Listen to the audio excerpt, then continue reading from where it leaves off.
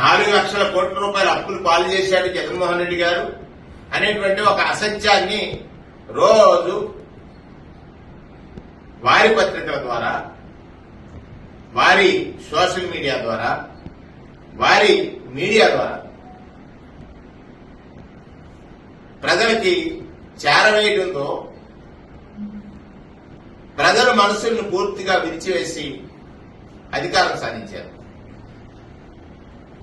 అధికారంకి వచ్చిన తర్వాత వాస్తవానికి అప్పులు చూస్తే 7,48,000 కోట్లు ఉన్నాయి.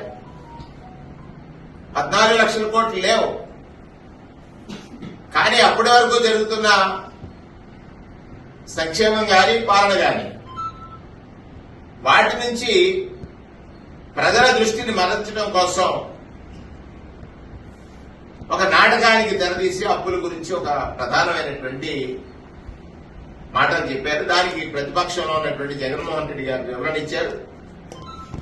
ఆ వివరణని తట్టుకోలేనటువంటి చంద్రబాబు నాయుడు గారు రోజుకొక డైవర్షన్ పాలిటిక్స్ చేస్తున్నారు.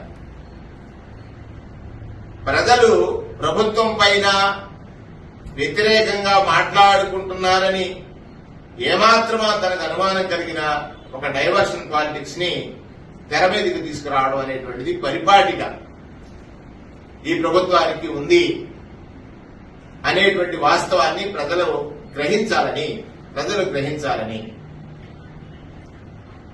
ఇవాళ వరదల సమయంలో ప్రజల పడ్డ ఇక్కట్లు డైవర్ట్ చేయడానికి కృష్ణా నదిలో బోట్ల నాటకం వచ్చింది.